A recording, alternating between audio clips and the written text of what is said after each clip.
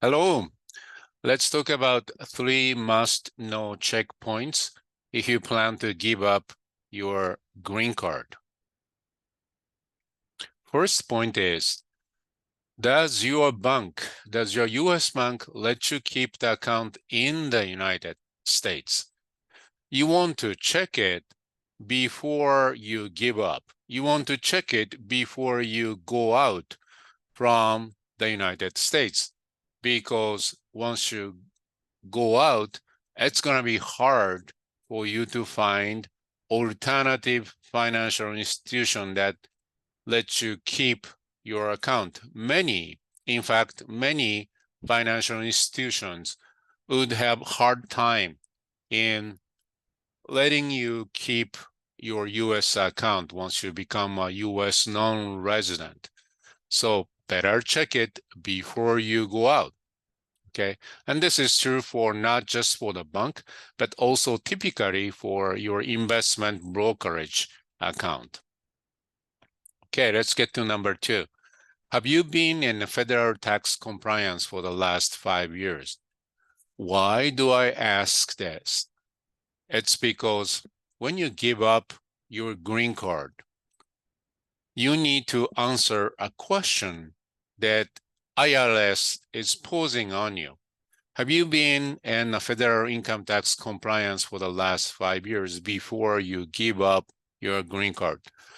The question is on one form of your last US tax return. If you say you are not in compliant, then you'll be categorized as a covered expatriate who may be subject to the US exit tax.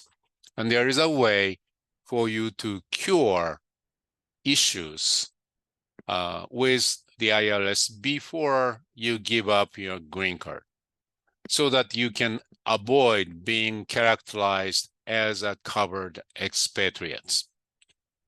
Let's get to the number 3 points that is related to number 2, exit tax liability.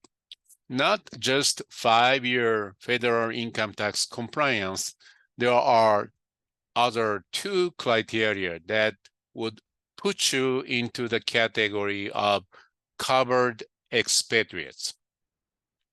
Covered expatriate is a classification that some of you may be subject to the exit tax liability. Therefore, it is critical for you to examine before you go out if you are going to end up paying exit tax. If so, how much? And because there are ways to minimize or even make your exit tax liability go away before you give up your green card. So it is critical, another critical point for you to know. It's part of your tax planning. Are you going to have an exit tax liability?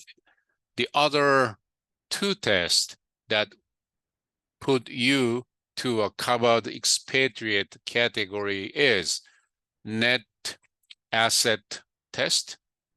How much is your net asset the day before you exit?